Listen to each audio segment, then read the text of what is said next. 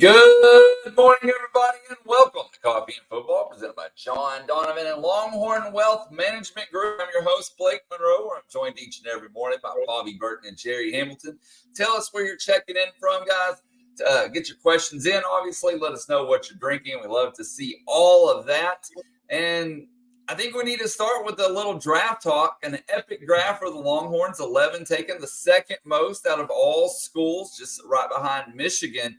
And I actually want to start with this super chat, guys, from MP Houston. Thank you, MP Houston. He says, great draft for Coach Sark, but can we also finally start giving some credit to Coach Herman for landing most of these players drafted and getting us headed in the right direction, 4 bowl wins, after Strong's 3 losing seasons? I think there's an element there of truth. I don't know that he had it headed in the right direction, though.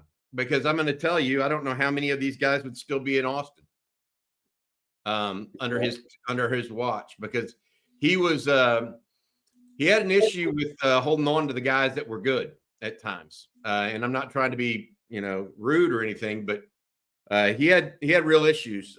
He did bring in Christian Jones, Tavondre Sweat, Jordan Whittington, Jalen Ford, and then had a hand in Byron Murphy, JT Sanders, and Jonathan Brooks. No doubt about it. Okay. And I think of all of those guys, Stan Drayton deserves a nod, because now he's had 3 running backs that he recruited to Texas go in. Now, one of them wasn't a running back. That's Roshan Johnson. He came in as a quarterback. But I think that is a little bit where Texas went from Stan Drayton to Tashard Choice. I'm not so sure those two aren't the 2 best running back coaches or recruiters / coaches that are out there right now. Drayton, of course, the Temple head coach, but Herman did not do a bad job of evaluating, in my opinion. He did a bad job once they got on campus of keeping them. I don't know how to say. He did not create a culture that was conducive to today's college football, in my opinion. And I'm not. I would say that to his face. He just had and being divisive to the team and what they were trying to do. So yes, you can say that he recruited well at times, but I mean it took some development from Christian Jones. I mean he played 4 years or 3 years for Steve Sarkisian. Jalen Ford, all 3 years for Steve Sarkisian. Murphy, Worthy, JT, Brooks, all for Steve Sarkisian, even no matter where they were brought in. I do think also there were elements of Charlie Strong that recruited well. I mean, right? Charles Omenihu, Poona Ford, those guys all get identified and brought in by him. So it's not just the problem with giving credit to Herman and or Charlie Strong, and I don't want to talk bad about you have to take them from A all the way to Z. It's not just about getting them on campus, which is part A. That's where I would say. So there's some level there. There's a level there that I agree with. There's a level that's missing, an element that's missing when you talk about it that way. Yeah, I would say this too. Texas is always, the University of Texas itself is always going to recruit to a certain level. There's going to be future NFL players that come to Texas. The development is the key. And culture is an overused term, I do think, but let's say genuineness. Genuineness is key in development nowadays with these kids coming out of high school. I'm more convinced of that than ever. If you're not genuine, they see through it and they aren't going to buy into what you're telling them. If you're very genuine with them and your staff is genuine with them, then I think you're going to see the returns in development. But at Texas, even at Texas A&M, so those schools in the state of Texas are always going to have NFL players. It's what you do with those guys when you get them and how many of them actually can you get and how many of those guys actually make it through your program. It's a fair question, though. I mean, let's be clear. I think it's a completely fair question, Jerry. To try to give, because it's not all Steve Sarkisian. I mean, that's not all Steve Sarkisian. No, he shouldn't take credit for every single player, right? Right. So I'm not saying that either. I think it's fair. Well, guys, we've talked quite a bit about the draft on this channel over on ontexasfootball.com as well. But any surprises? Were y'all taken back by anything in this draft? Obviously, 11 players, like we said at the opening, drafted. 11 Longhorns. I mean, quite the showing for Texas. But were you surprised by anything? Here's what the biggest thing I'm surprised by. One, I think the draft showed there's two ways to do it, too. It used to be you recruited high school players, develop those players, boom. Nowadays, if you look at Michigan, 11 of their 13 were signed by Jim Harbaugh and his staff out of high school. Texas, high number, signed in high school and developed in your program. Then there's FSU. 10 guys drafted, 9 were from the portal or transfers in. So there's two ways to get it done nowadays. And it's why I continue to say, until I'm blue in the face, if you're a blue blood or one of the power programs in college football, you have no excuse to be an inexperienced team anymore. Never once should your coach go to the mic and say, hey, guys, we're pretty young this year. We're going to, but I think by mid-season, in the season, we're going to be pretty good. No, not anymore, guys. I mean, Mike Norvell's about to be fired, and he flipped it in 2 years in the portal. And they got ahead of guys early in the portal. That was my takeaway. There's two ways to do it. No excuse for being an inexperienced team. If you're a blue blood or power in college football, just no excuse for it anymore. And two, Dabo, wake up, my friend, over in Clemson. Look at how many guys out of the portal got drafted this weekend. Oh, and by the way, Florida State raced past you in 2 years. You either got to move. What made Nick Saban great, Bobby, was he always adapted in college football. Dabo is not adapting in college football. Is your hard-headedness going to take you down? I guess we'll find out. I have look. My take on the portal is really simple. You have to use it to supplement what you have on your roster while building up the guys that you have on your roster. I mean, it shouldn't be whole hog. Although Florida State's 9 of 10 from the portal is shocking. I mean, how poorly did they recruit to be in Tallahassee, Florida, and only have one guy that they brought in solo beforehand? I mean, Willie Taggart, must have just been really a mess there. Hey, you asked for surprises, Blake. Yes, sir. Here are mine. T'Vondre Sweat going at 38 overall. How many times were we surprised? We think, oh man, he's just lost himself so much money with this DUI. Did we not? I mean, everybody on here, all fans, same thing. Had this question like, he's going to lose himself. No, he gets picked 38.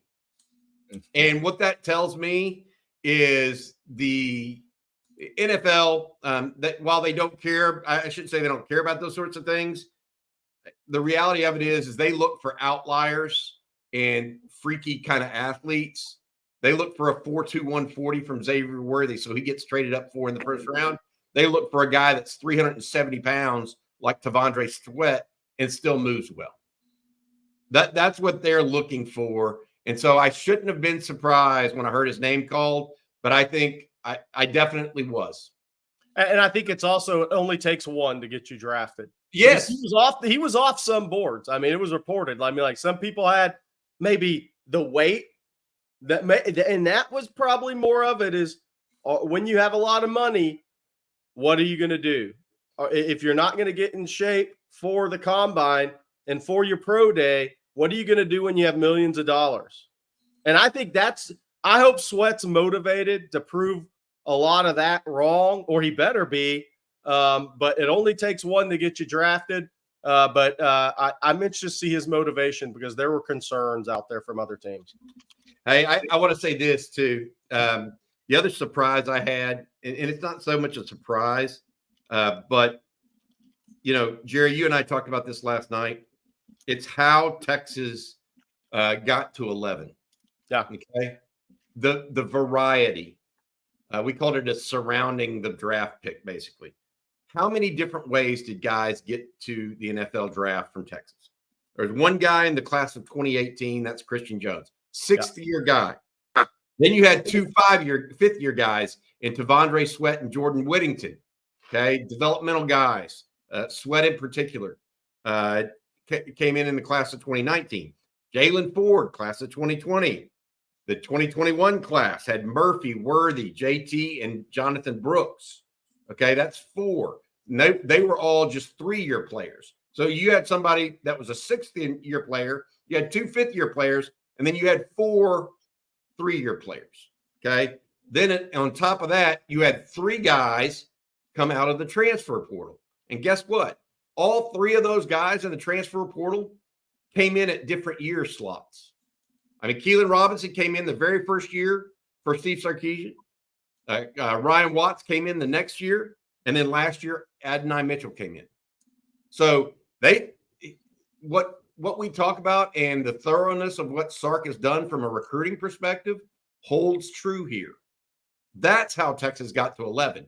It wasn't any one year that just went bang. It was a grouping of consistent recruiting over time and development of those guys that led us to where Texas had 11 draft picks. It wasn't so you're asking me a surprise. I probably shouldn't have been surprised, but when you step back and look at it, where you see Michigan's whole hog on just high school recruiting or Florida State's whole hog on just portal recruiting, you see a more well-rounded effort by Texas. It makes a lot of sense why they ended up where they were and why they were in the college football playoff as well.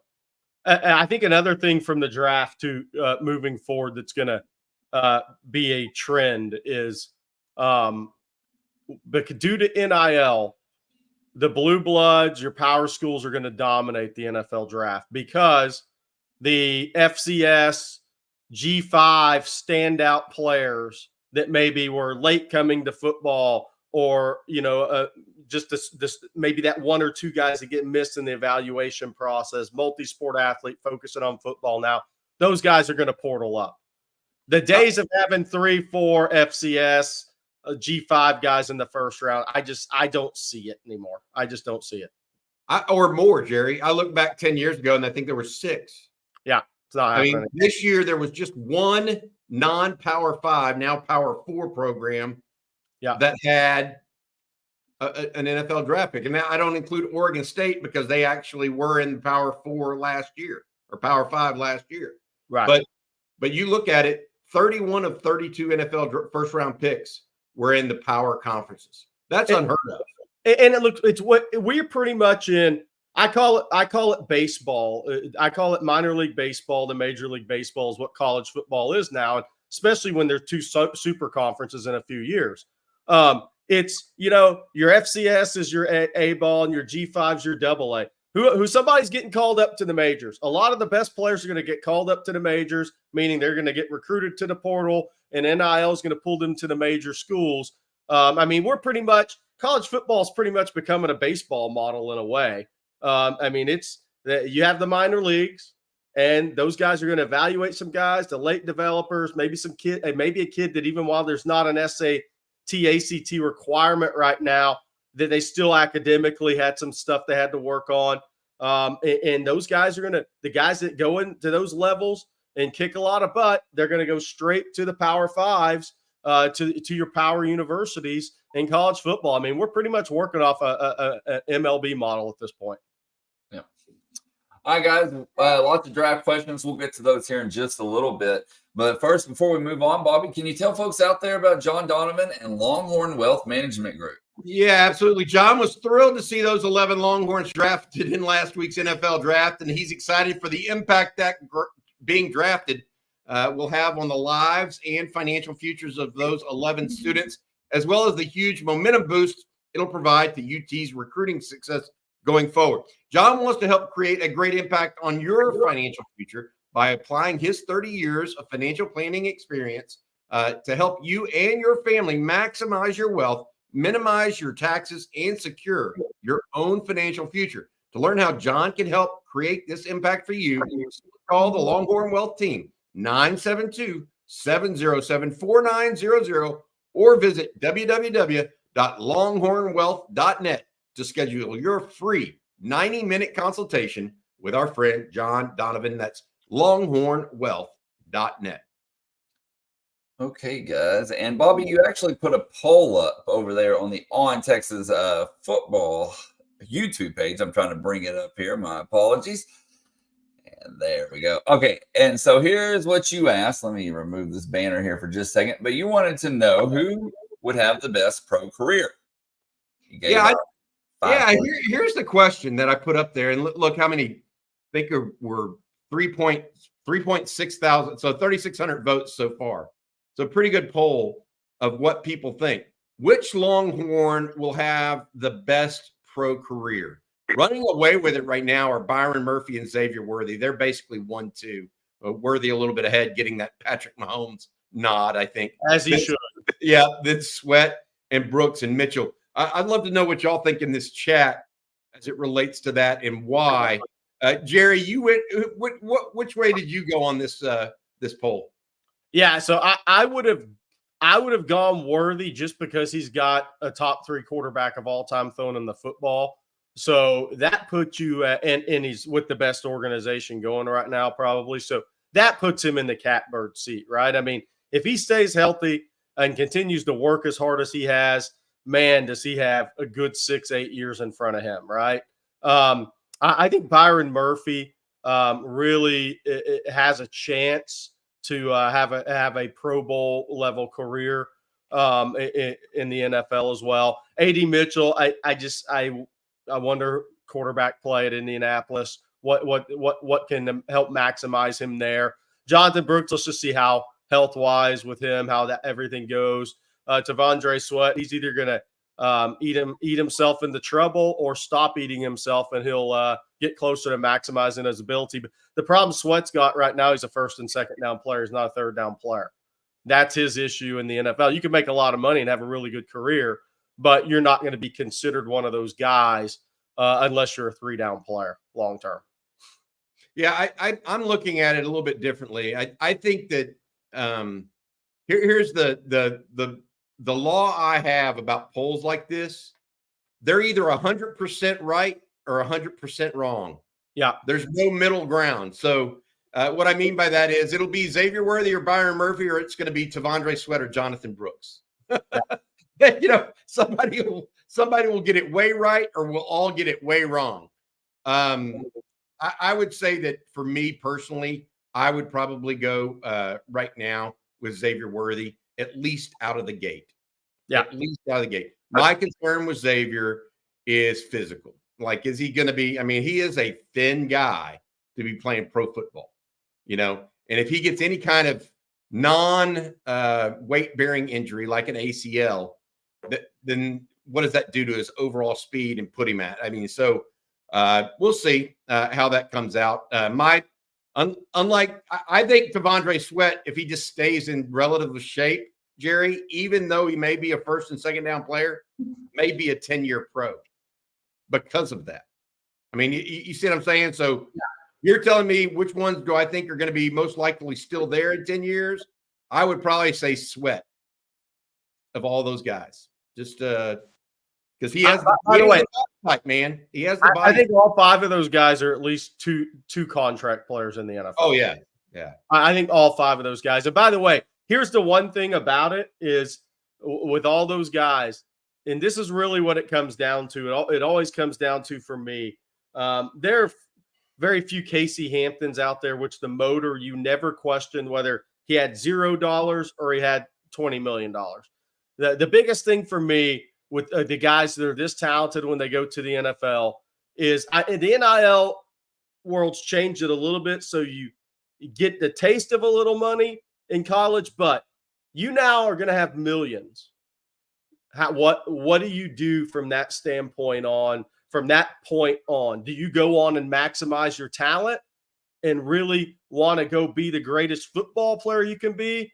Or is the lifestyle, the life of being a pro athlete, having millions of dollars in the bank good enough for you? I think that separates a lot of guys at the next level.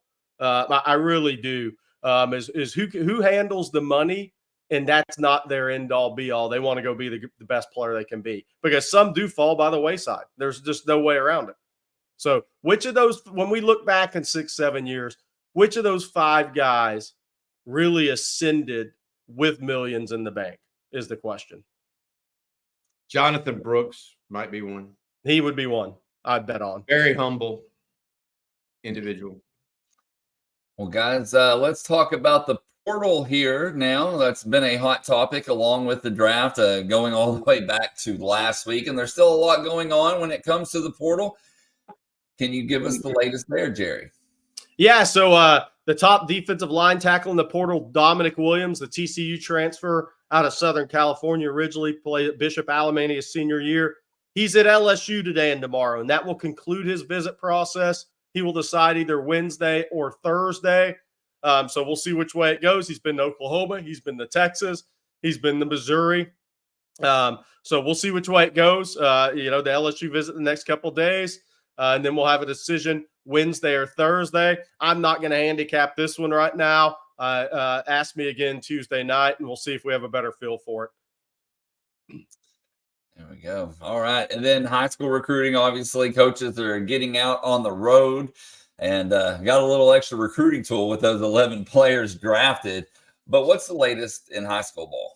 Yeah, so the coaches are on the road. And I posted on ontexasfootball.com yesterday a couple of posts on that. One of those is that I spoke with Brandon Brown at O'Galley, and I spoke with Derry Norris yesterday. Kenny Baker, Texas D-line coach, is in the Sunshine State.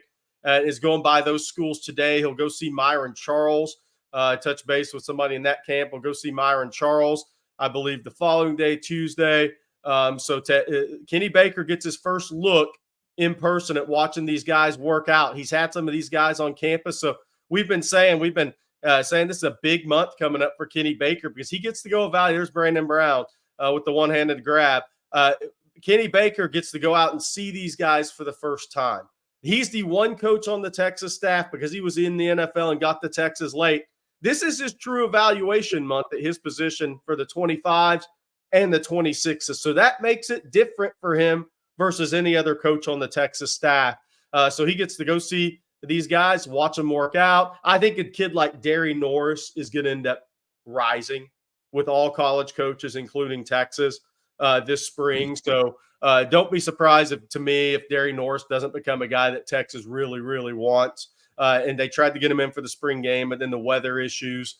So watch out for Derry Norris. I think he's a big-time kid who's colleges they're starting to catch on to him right now. That's one name for me. And then I believe you'll see Johnny Nansen out west. Believe Kyle Flood's going to be in the Atlanta area either today or tomorrow, seeing Josh Petty at Roswell, the offensive tackle, 4-star offensive tackle, and Juan Gaston, the 4-star offensive tackle down at Westlake High. Now, Juan Gaston, I think, will go to Georgia. There's Josh Petty, he's a wrestler, finished top 2 in wrestling in his weight class 3 years in a row.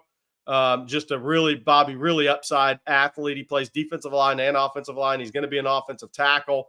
But a guy who, hey, we say we kind of invented the term recruit through the whistle. Boy, an old term. This guy plays through the whistle now, Bobby. This guy is he is a mauler at tackle. I think his highlight tape includes 3 guys going outside the marker of the field of play. He plays to the white. You have to have really good he feet. Takes them out. He takes them when he kicks them out. He kicks them to the white part. Exactly, and you have to have really good feet to turn guys like he does. Yeah, he's got tremendous feet. The question is, how big is he, and how thick can he become long term? He's 6'5", 6'4.5", 6'5", around 280 right now. The other question for Texas on this one is, he already has June official visits set for the 14th through 16th and 21st through 23rd. If he doesn't come in those weekends, if he can't make that happen within his schedule, I just wonder if things really move forward there with official visit. We'll have to see, because Texas right now, all their offensive line targets are coming in either 14th through 16th or 21st through 23rd. But he's a really talented prospect. So the coaches will be on the road. You'll see Jashard Choice pop up, I'm sure, at Shreveport at Calvary Baptist. They see James Simon, then out at Mater Dei. So the coaches are on the road this week. I believe somebody's going to IMG today, if I was told right by somebody at IMG. So whether that's Kyle Flood, Blake Gideon, whoever, somebody's supposed to be at IMG today as well. So it could be Flood there and then up in Atlanta Tuesday, Wednesday. Blake, Longhorns won a baseball series today or this weekend in the most Texas way possible this year. They seemed to blow up in the first game of the series and then win the last two, but they took down the first place Sooners over the weekend. Yes, they did. And Oklahoma, looking at the Big 12 standings right now, Oklahoma still in first place, barely 15-6 in the conference, followed by Oklahoma State and West Virginia tied for second, and then Texas in there following them. But big weekend because Texas is going to play Oklahoma State. So if they take the series there, a sweep would be phenomenal. Oklahoma actually heads to Lubbock. Texas Tech, not so good this year, but really good at home. So all Texas fans need to be Texas Tech fans this weekend. But we also have a couple of super chats regarding baseball that I want to get to real quick, guys. Henry James BC says, do you agree with Blake that David Pierce should be given a lifetime? Well, Blake did text that. Blake did text that about 40 minutes ago, so the answer is yes. I never said that, but hey, it's hard to argue. I mean, he's winning series. He has you right in the race. And then Jack says, Blake, what do you think Pierce has done to get us back on track? I mean, I think it's the offense more than anything. I was going to say 6 home runs in yesterday's rubber match. Yeah, exactly. And they held on 12-10. God, it's close. They just Texas is lacking pitching, which for a team like Texas to lack pitching just makes very little sense, even though all of college baseball typically lacks pitching. So I don't want to – this isn't in, Major League Baseball. Texas to lack pitching makes very little sense to me because the history at the position for Texas should be getting the majority of guys they target at that position. Just makes very little sense that they're having such problems there. Yeah, and Jack, and by the way, thank you, Jack, for the super chat. But I think it's the offense, man. The outside of Ace Whitehead, the pitching is just not the best. And then speaking of pitchers, Casey says, did you see all the drama with the Georgia pitcher this weekend? Yes, I did. It's going to be. I did not. What is he talking about? So they basically, I don't know who filmed him. Maybe Barstool's the one that put it out. Texas A&M Barstool, but he goes into the corner and kind of leans down, and he I can't remember if it's his hat or his glove, one of the two, but he's seen putting something on it. Well, then he comes out. And, he kind of rubs it a little bit. And they're saying, of course, Barstool said his velo is up, and this is why. Well, I mean, that doesn't affect your velo at all. So they have no idea what they're talking about. Not surprising. But obviously he was doing something. What that something is, who knows? Not saying it's legal. Not saying it's illegal because it's hard to say. And it's going to be hard to prove off the video that they glove. Yeah, thank you, guys. That they had out there. But so basically, they're doctoring balls in college baseball. Who's surprised by that? Hat and glove, right? Yeah, hat and glove. I mean, you see it all the time. It's not as obvious as getting it on a video. But for the Texas A&M fans out there, it does not affect your velo, regardless of. Oh, they have 4 different videos of the same guy doing the same thing since Ebrecht. So yeah, he's obviously doing something. And then whips and clips. Do you think they'll look into it? I mean, I don't know. Who knows? So, but anyway, Texas baseball, you got to win this weekend. You need to root for Texas Tech. And then you need Cincinnati to take at least 1 game from West Virginia for it to be a really, really nice weekend for the Longhorns this upcoming weekend. For that Georgia pitcher, how dare you cheat against Aggies? I mean, how dare you? Because they've never cheated. They've only been on probation how many times in a row? Yeah, they have the honor. How dare you? The sanctimony will be rich there, in my opinion. Okay, guys, we have some other super chats that we need to get to as well. Not baseball related, but super chats nonetheless. And KD35, I am the best. Thank you for the super chat. He says, I know a lot of the out-of-state kids canceled their visits to Texas for the spring game due to weather. Have any of those rescheduled yet? We'll have to see on that. I think coaches being on the road this week will go a long way in that. One of those kids like Derry Norris I mentioned, they didn't come in because of weather. Some kids did want to see the spring game, especially those that hadn't been on campus before. Kevin Wynn, Malik Autry, who's been an issue getting on campus, and Nasir Wyatt. We'll have to see.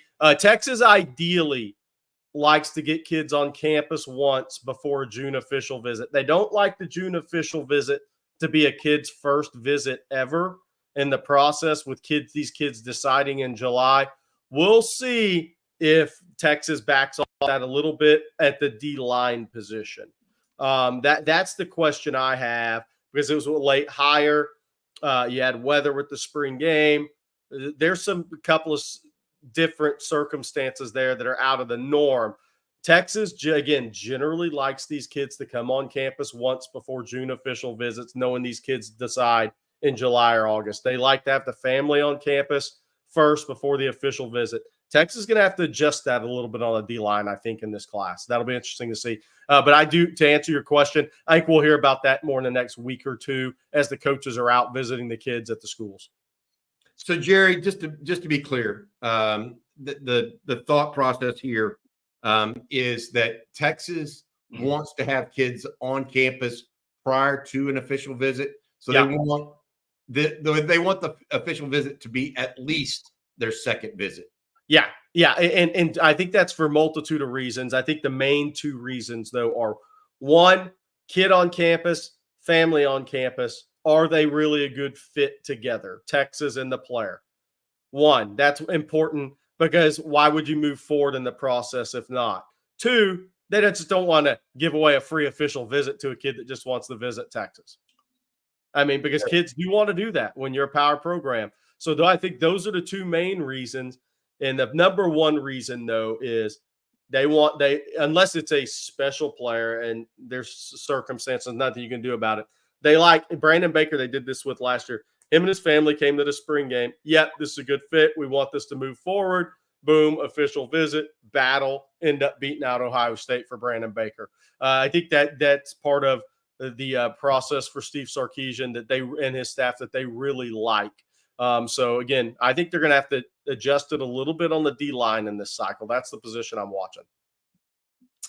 And then one other super chat, guys, from Jerry's Jack Links. Thank you, Jerry's Jack Links. He says, do we really think we can have 11 guys drafted and be better next year? I've heard people saying that. Maybe I'm just too used to the old Texas. Yeah, well, I definitely think that can happen. And look, I'm on record. I think Texas is going to be a better team next year. Does that mean they're going to go 11-1? No, they play a tougher schedule. But I think they're going to be a better team next year. It's just experience at quarterback, experience at offensive line, experience within the program, continued continuity, adding edge rush. I think it's going to be a faster team 1 through 85. I think it's going to be the fastest team 1 through 85 Texas has had under Steve Sarkisian. And I do think that number for draft picks is very possible. And again, what's going to push that number, Blake and Bobby, to me, is last year at this time, what we were talking about before the season. Here's how Texas has a really good season. The guys who are underclassmen that could go pro with great seasons, go pro. Because if that happens, you've had a really good season, because that means you have a number of NFL players playing like NFL draft picks. I mean, that's the key. So you look at Cam Williams, a DJ Campbell, and Ethan Burke. If one or two of those guys really ascends this year, and they're just like, it's time to go pro, guys. I really don't have a decision here. The money, I'm going to be drafted first, second round, third round, wherever that is. Then Texas will have 10-plus draft picks again. If a couple of those kids like that have seasons, Bobby, where the decision's pretty much taken out of their hands, that means Texas has had a really good season on the field. Hey, I've got to say this. I'm just looking at it there's 5 portal guys that are legitimate NFL type guys for next year. Quinn Ewers obviously is one, right? Now he's been here for 3 years, so is he a portal guy, whatever. But Quinn Ewers, and then Trey Moore, Isaiah Bond, Amari Niblack, and Andrew Makuba. Yeah. Okay. It's my guess that at least 4 of those 5 get drafted next year. Yeah. Okay. 4 of those 5. So that's that. And I'm just trying to get you to 10 right now. Okay. Right. So then what do you think about Jahdae Barron, Alfred Collins, and Jake Majors? I think Barron and Collins are almost a given to be drafted at some level. Yeah. Okay. So that's 2 of 3 plus the 4 or 5. Then you're looking at Barron Sorrell. Hayden Connor, and Gunnar Helm. Say 2 or 3 of those guys get drafted. Yeah. I think Sorrell is the most definite of that group. Helm probably second. So now you're looking at 8 guys. And then you have 4 guys in the class of 2022 that could be those 3 and out guys. Kelvin Banks among them. Yeah. Okay. DJ Campbell, Ethan Burke, Cam Williams, the other kind of possibilities given their positions and size, et cetera. We'll say maybe only 1 or 2 of those guys go. That if 2 go, you're already at 10. Yeah. So, and that doesn't include what else they might do in the portal right now with a guy like Dominic Williams. Right. Or Exactly. Sicario Davis at corner.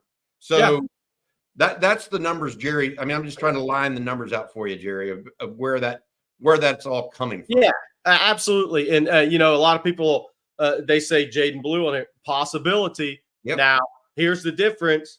The 24 NFL drafted running back was not strong. 25 is going to be very strong at running back. And for Texas fans, you hope he has a good season and it pushes him to the 26th draft so he stays around. But we shall see what he does this season. But there is a lot of running back talent in 25 draft that will play into that. All right, guys, before we move on, Bobby, can you tell folks out there about one of our newer sponsors, the Carrot Concierge? Yeah, I love this. With Mother's Day coming up, we're doing you guys a favor. You may be like me, looking for the right gift for the woman in your life. Make sure you check out thecarrotconcierge.com. Jody Reynolds is a personal jeweler. She is the Carrot Concierge. You can see some of her beautiful creations here. You can use the QR code on the screen to see even more, or visit her on the Instagram or her website, thecarrotconcierge.com as well. Jody's an Austin resident, a Texas fan. She and her family watch and listen to On Texas Football all the time. She prides herself in providing personal service. She's not a big box store where you have to worry about, am I getting someone that's really qualified? She's extraordinarily qualified and does this for a living and has for a long time. Plus, she can get you great deals on jewelry. She charges as much as 30% less than what you might get at a jewelry store because she has no overhead. I recently ordered a piece for my wife for Mother's Day. Very excited about that. Jody has a number of different tennis bracelets, rings, necklaces, and more. All beautiful jewelry, all personalized for you and yours. Check out thecarrotconcierge.com. Visit her website or give her a call or text and take care of that special someone in your life. Remember, Mother's Day, May 12th, coming up, guys. Get that done. That's the best thing I can say for you. All right, y'all. Well, plenty of time to get your questions in, so please do so. We're going to get to as many of those as we can. And, Bobby, we got a lot of questions regarding Sadir Mitchell and what the latest is on him. It sounds like there's rumors flying around. I'm going to let you kind of address that and talk to everyone about it. Yeah, I mean, I think that there are going to be rumors because that it's a real possibility that he decides to opt out and transfer. I mean, he's one of the guys that we've been watching and monitoring. We'll see in the next, 36 hours, though. I got to be honest. I mean, that's the biggest piece, in my opinion, is we can listen to all these rumors. There's been rumors about other players. We addressed one on Kendrick Blackshire on Friday, right? The Duncanville linebacker that transferred out of Alabama. Let's see where these guys decide, because as of Friday, I'm not sure any paperwork had been turned in. And here we are on Monday, so no paperwork had been turned in, or else they'd already be in the portal. So that's why they're rumors until they actually go. Because a player, here's what's happening right now. I can just tell you, a player tell another player I'm going or staying, and that word leaks out to people, not just like myself, but name a reporter that has any connections. And you'll go out there and say, oh, well, Billy Walton's staying or what have you. And the reality of it is that those guys will then go make decisions opposite of that. So until the die is cast, I mean, it is just that. It's a rumor. Is it is it a legitimate possibility? In my opinion, absolutely yes, it is. But until it comes to pass, we'll see. We got 36 hours to kind of get through this kind of mess. I think a little bit, and I will add, it can go even longer. It can go 48 hours from that, but at least by that 36-hour mark, we should know for sure whether or not someone has actually put their name into the portal, and there's some news coming out of it. So we'll see how that goes. We have a Blake, I want to reset. We've had yes, that's actually what I was about to get to. Dominic Williams. Yep. Yeah. Okay, perfect. I didn't want to miss that because we had a lot of guys that have joined in. Dominic Williams is visiting LSU today, tomorrow. He'll announce either Wednesday or Thursday. Expected to announce Wednesday or Thursday. He's visited Oklahoma, Texas, Missouri in that order. I think Texas has just as good a shot as anybody else as far as handicapping it. I'm going to wait to see what we hear after this LSU visit and see if there's a final two of the four, who this is really going to come down to.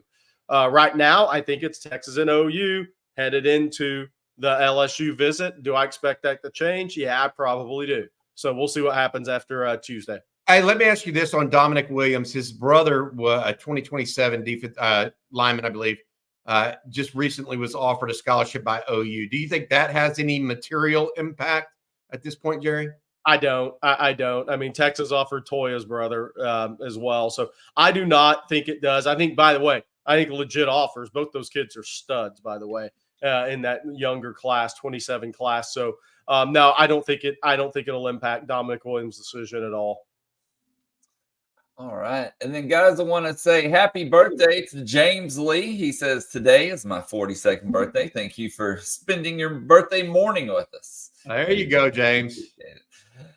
Okay, guys. By the way, T-Pod said, how many Arch Manning transfer rumors have we heard? Talking about earlier things Bobby was talking about. You know, I'm actually going to give the national media a little bit of applause. I figured they'd be running with he should transfer stories. It hadn't been as bad as I thought, guys. I think they've finally beaten the drum enough that it's been broken through. I think at some point they can only cry foul so many times before it's a wolf in sheep's clothing. You know it's bull. Yeah. So maybe hopefully we're through that phase. Jeez. Oh, you know how many interviews I've done where people have asked me that over the last unbelievable. I can only imagine. Yeah. It's type in his name in Google. Hey, to Bobby's point, I've been in at least 6 or 7 high schools, and that's the first question the high school coaches ask.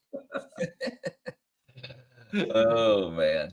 Yeah, if you type in Arch Manning into Google, like the first hits are news stories about him. Will he transfer? Every time. It never fails. So, all right. Gary Smallwood says, would you guys agree the only negative recruiting against Texas right now is no early playing time due to the elite talent and depth in their roster, at least in the majority of positions? Well, in a little bit of a different way, the only area that you can attack programs that are really strong right now, like a Texas, like an Alabama under Nick, look, they're taking a portal guy at your position. So when are you gonna play? Texas is gonna recruit these portal wide receivers. So how much are you gonna play as a freshman? That's the last thing people can really hit teams on that are winning at a high level, who are having all the draft success and recruiting so well at the high school level. That's the last thing they'll be tried. It doesn't have any effect. I don't think it does. When you win, it's amazing how many of those things go by the wayside, right? And as long as Texas continues to win games, produce draft picks, produce award winners in college football, people can try. But I'll say this.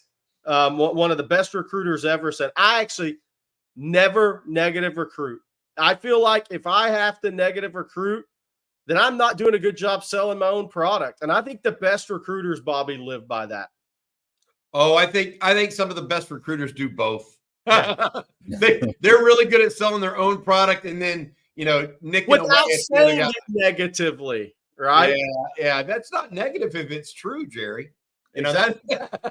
That's what they'll say to you. I think that there are always going to be aspects you can negative recruit Texas against. Oh, it's a large public school, you'll get lost, or oh, it's in a big city full of sin like Austin.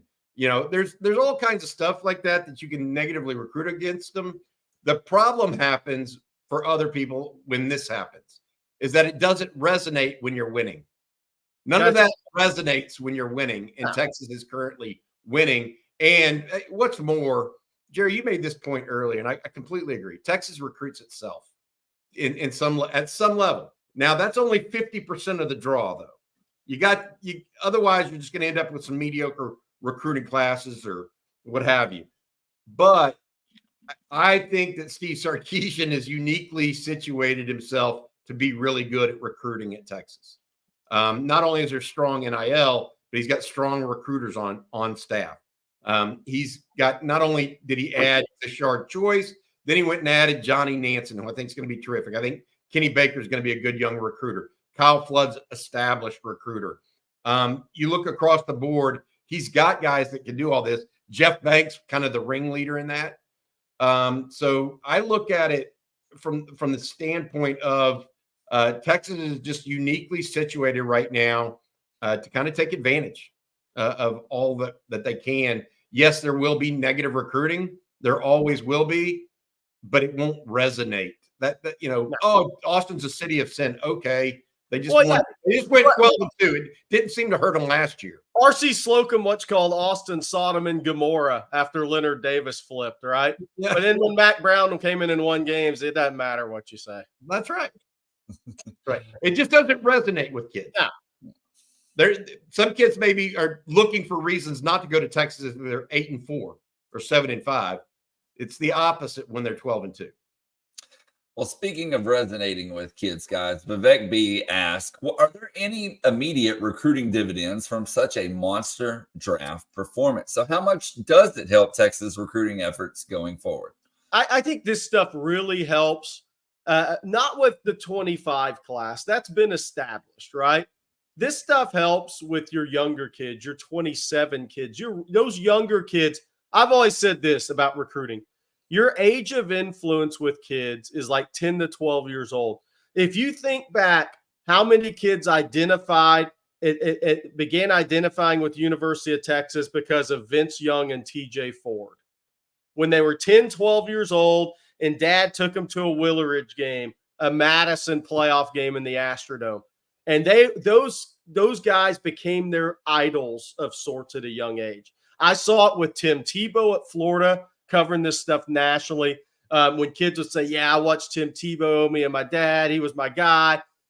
This stuff really develops at a younger age with these kids.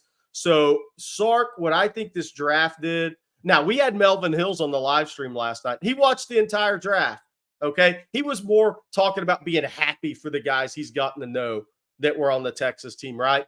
But if Melvin Hills had a little brother, 10, 11, 12 years old, sitting there watching it with him, that's when you start identifying with teams and players. So and just think about like why I've always said these kids were so enamored, as they should have been, with the SEC. Because when they're 10, 11, 12 years old and they really start paying attention, all they see is the SEC win a national championship, Nick Saban win the national championship, all the guys win the awards, they have the highest number of guys drafted almost on an annual basis. So kids, that's what they knew. That's what they identified with. That's where they found their guys and their teams. So I think Texas, the next 2 or 3 years, as they continue to build this, is really going to resonate with younger kids, right? I don't think it helps your 25 recruiting class. It helps your younger kids. I don't know if it'll be tomorrow that there's this major onslaught, but Texas will establish itself over time as a producer of high-end talent. Yeah. And Jerry's right. We talked to Melvin Hills last night, guy that watched the draft. Jerry talks about it all the time. These guys want one thing. A lot of them with NFL or NBA dreams or whatever, they want to hear their name called in a draft. Because you know what? It's one thing to get NIL money. It's one thing to get an education. You get called in the NFL, that's a livelihood. That's the ultimate dream come true. And the more guys you have doing that, the better. You're talking about guys in Houston. I guarantee you right now, Jerry, Ricky Stewart being from Tyler, what running back from Tyler doesn't want to go to Texas typically because of Earl Campbell 30 years or 40 years ago, 50 years ago now. I mean, it's a long-lasting thing. So my opinion on that is a little bit different.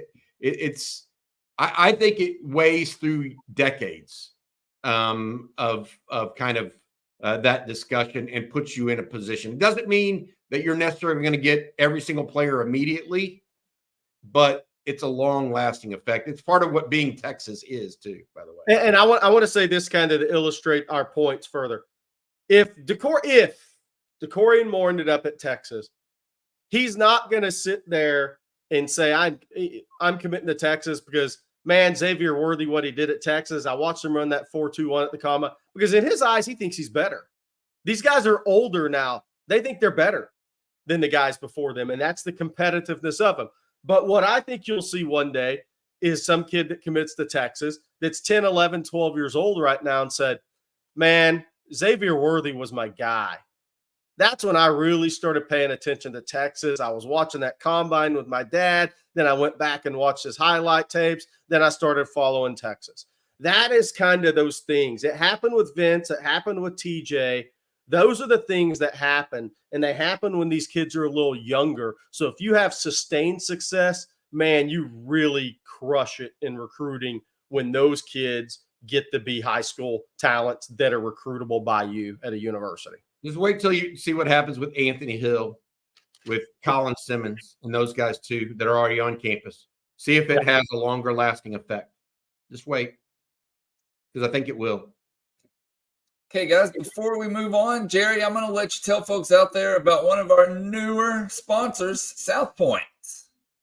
Yeah, guys, South Point Dodge, very happy to have these guys as a sponsor of On Texas Football. Hey, Texas football fans, score an easy extra point this season when you get to the point at South Point Dodge. South Point Dodge has over 600 vehicles in stock, and their award-winning sales staff doesn't do games or gimmicks. They just get straight to the point by getting you the best deal. So score big today at South Point Dodge. Come see us off I-35 in South Austin or at southpointdodge.com.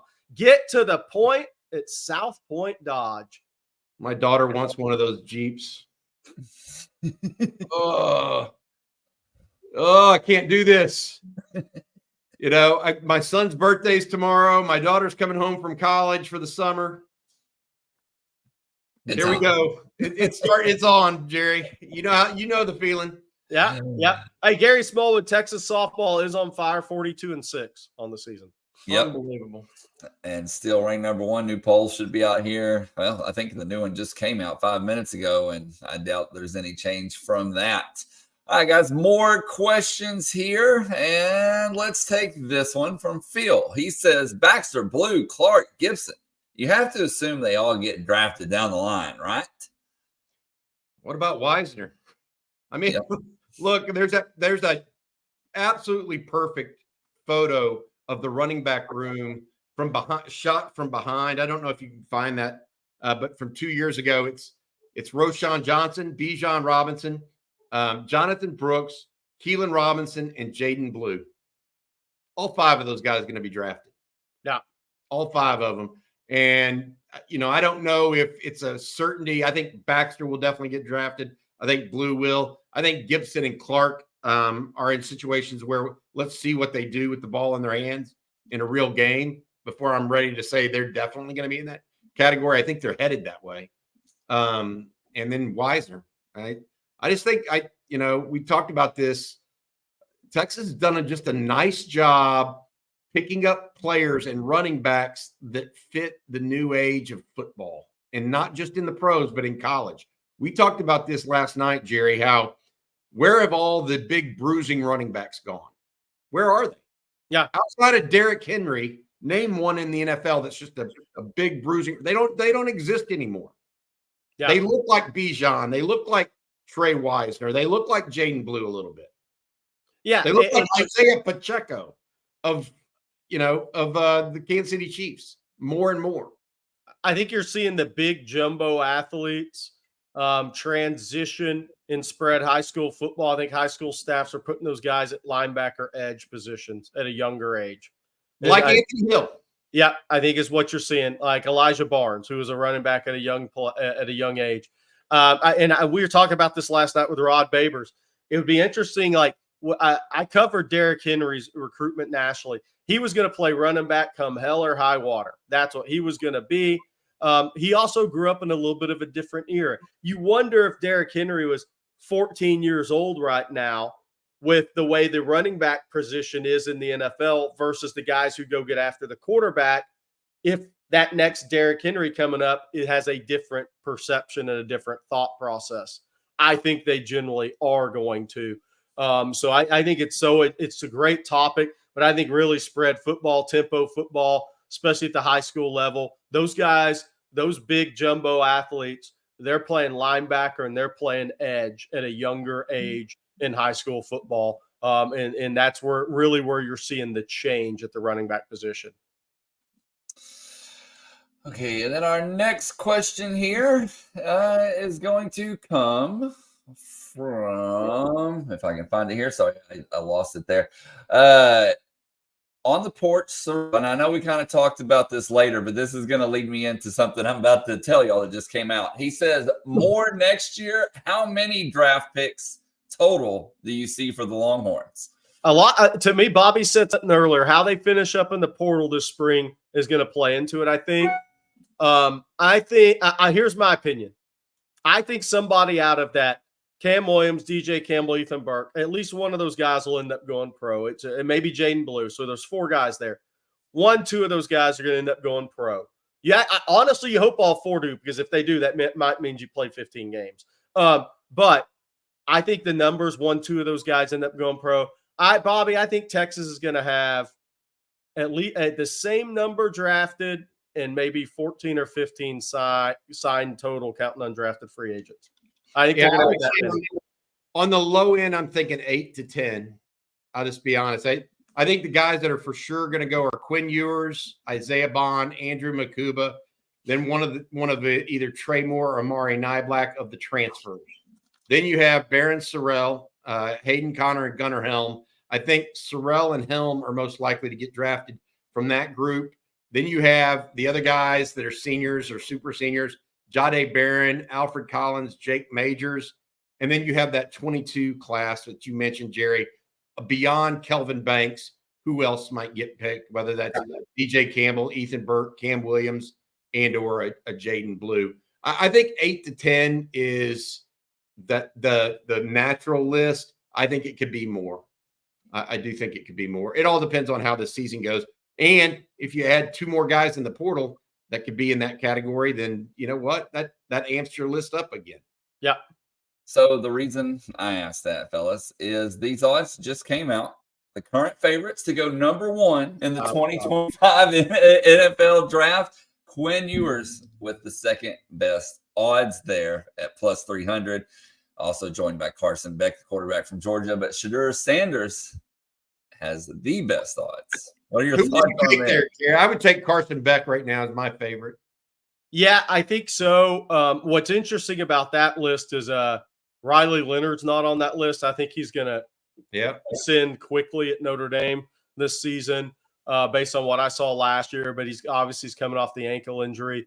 So I think, the most interesting guy on this list to me is Drew Allar, because people are hot and cold on him, but new OC, what are they going to look like at Penn State this year? 25 touchdowns, 2 interceptions in your first year starting on a offense that wasn't good.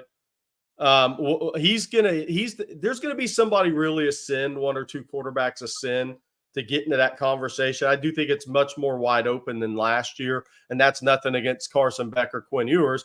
Last year at this time, it was Caleb Williams is going number 1 and Drake May is going number 2, and we'll see what happens. Well, those were 2 of the first 3 picks. That it's not really the same this year with guys. It's a little more wide open. So we'll see what happens. But I think Riley Leonard will end up on that list pretty high. Cam Ward, not at Washington State, by the way. That list is a little bit odd. Right. He's down at Miami right now. And Shedeur Sanders is getting the Arch Manning clicks in all the mock drafts, by the way. And I'm not saying he's not a good player, but people are going to have him in their mock drafts to get the clicks. Just know that. And the mock drafts now, the way too early mock drafts, do something for me, Texas fans. Save it, screenshot it, and look at how much it changes after the season next year. 70% of those guys change. Okay, y'all, let's get back to some other questions here. Juju Juice wants to know, do you know when the summer workouts start up? June 1 is the actual day when players arrive. Melvin Hills told us that yesterday. So they're back on campus June 1. I think that they're actually going to continue through working out and having lifts every other day. That's my understanding, is they do that right now. So they do legs, arms, different day, chest, etc. each time a week. So that's not going to stop. Actual summer workouts won't start until school restarts, I believe. And I think that's June 4th right now, if I'm not mistaken. And then we have a super chat. My apologies, Jackie actually put it in a minute ago when you were talking, Bobby. He says, Bobby, crack me up. Austin is Sin City. Yeah, I mean, that's where people want to, if you live in Lubbock, or if you're a coach in Waco or Lubbock, that's what you used to do. They would make Austin into this place where, the scary place where kids from Hallettsville don't want to go to Big Austin. Sodom and Gomorrah, baby. R.C. Sloan, famous. Yeah, if you're from Cuero, you better not go to that big city, Austin. You'll get tainted. It's harder to make that argument. They do. I mean, it's by the way, it's hard to make that argument today.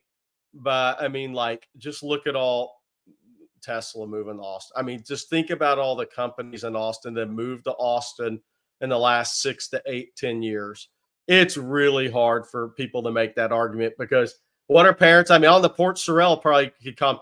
What are one of the things you're looking at too with this stuff is opportunity for your kid. So if you're trying to recruit against business opportunity for your kid, you're in a losing battle. If you go to Waco, you can work for the Magnolia Cafe. There you go. Go live in a silo. AJJ Sports asks, who would you guys say is the best recruiter that the Longhorns have? He asked Coach Choice. I actually think it's mine's going to be a little bit different. I'll go Jeff Banks. He doesn't get a lot of credit for one-on-one recruiting with a lot of players, but he has been above and beyond everybody else. He's the one that's changed the I-20 corridor in South Dallas. I agree. And the portal. Yeah, and the portal. And so while Kyle Flood certainly, I mean, look, he deserves some credit there, guys, for what he's done. I think that A.J. Milwee getting both Arch Manning, Trey Owens, and then Quinn Ewers, you could make an argument that Sark might be the best recruiter. But I would say, for me, I would say Bobby, to add to that, going in and getting KJ Lacey in Saraland when Alabama and Auburn were pushing for him at the time in Ole Miss, that's a big win in recruiting. It is, and no doubt.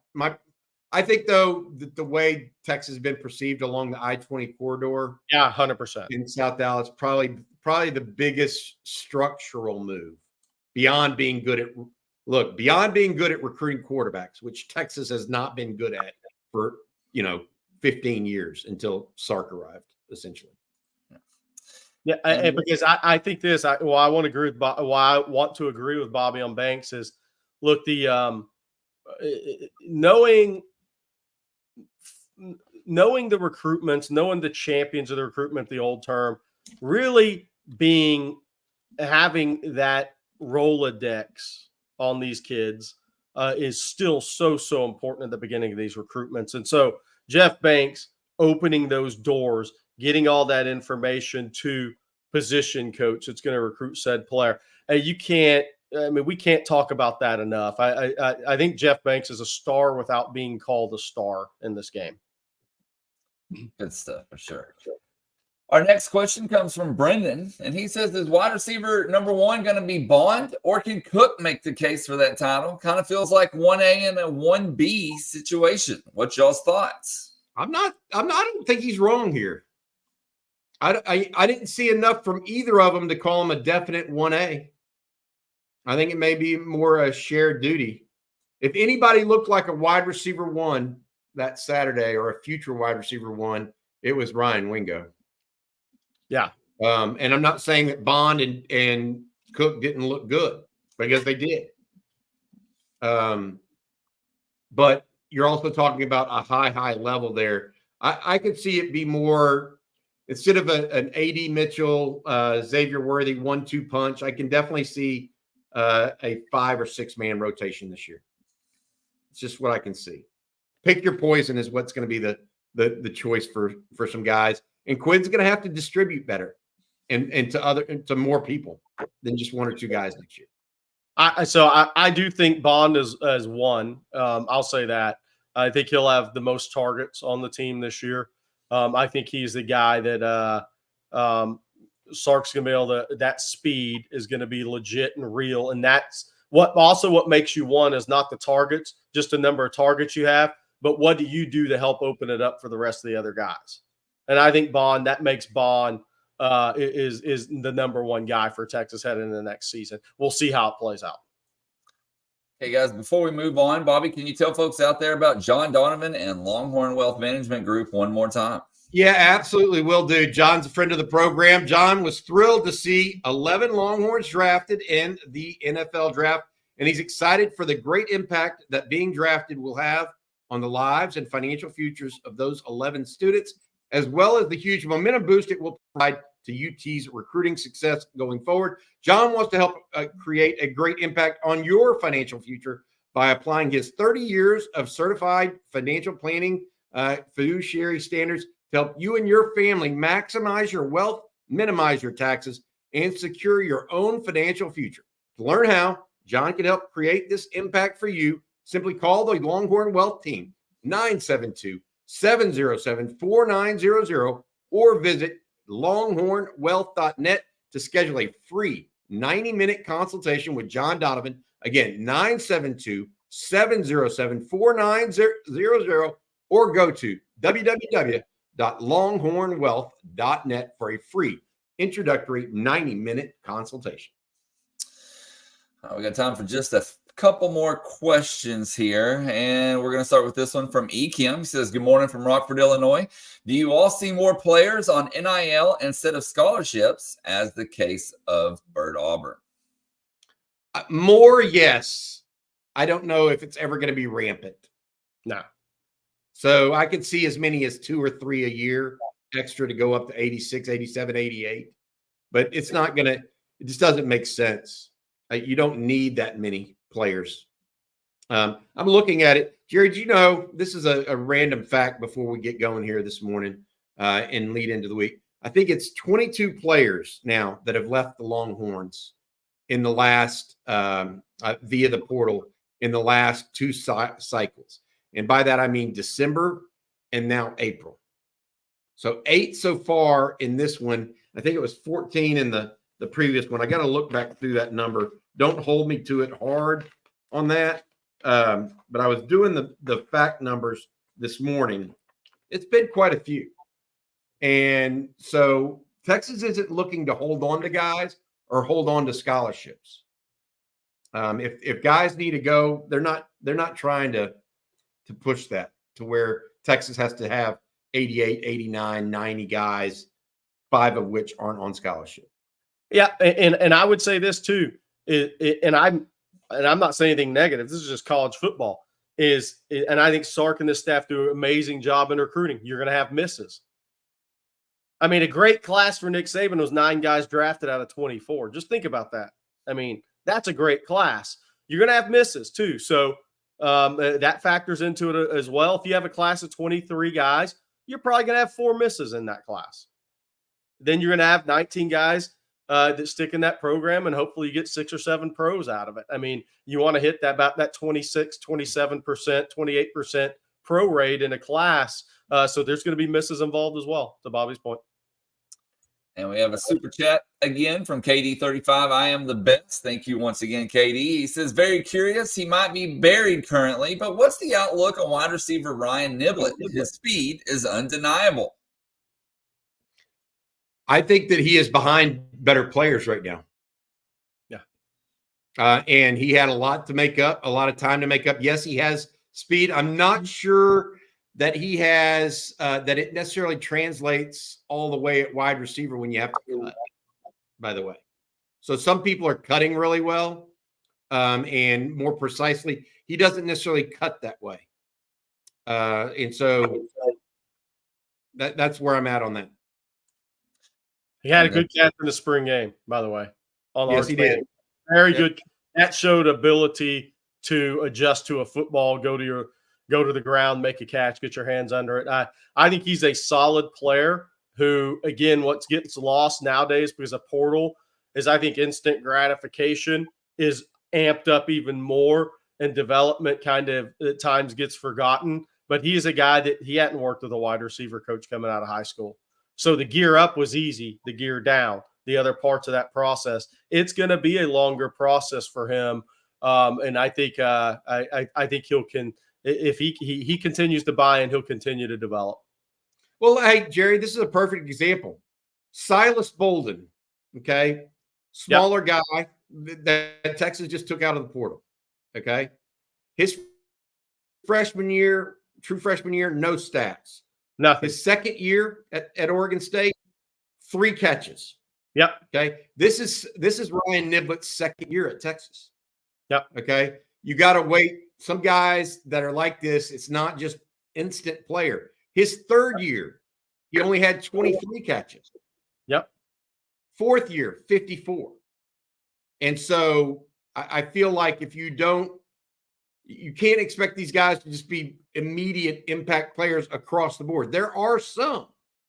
Okay. We're not saying there aren't some, but Ryan Niblett played multiple positions in high school, including quarterback. Right. Had never worked with a wide receiver coach prior to arriving. I think he has to work on some route running and become more.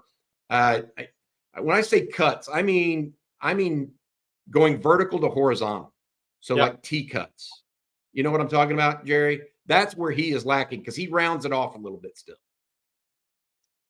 And our last question for today, fellas, is from Antoine. Is Ryan Niblett the fastest player on the team? But if not, then who is? I think Isaiah Bond's faster. I think Isaiah Bond and Ryan Wingo both faster than Ryan Niblett. Jaden Blue will be in the conversation. Yeah, Jaden Blue. I think those are your main guys as far as if we're running with a football with the catapult on, or if you're just running a 40. And if you're counting 10s into those 40s. All right, y'all. Well, that's going to do it for today's episode of Coffee and Football, presented by John Donovan and Longhorn Wealth Management Group. We want to thank them for sponsoring today's show, as always, on Monday, along with South Point Dodge and the Carrot Concierge. Thank you all for tuning in. For the Super Chats, be sure to head on over to ontexasfootball.com to further the conversation. If you haven't already, you need to sign up. You need to become an OTF OG. You can use that promo code to get the premium subscription, just $39.95 for the entire year. You can't beat that. And also, if you haven't already, we would love for you to hit that like and subscribe button and ring the bell so you're notified anytime and every time that we go live, post a video. That way you're not missing any kind of breaking news whatsoever. And for Bobby Burton and Jerry Hamilton, I'm Blake Monroe, and we'll see you tomorrow morning. Good luck on Dominic Williams today, guys.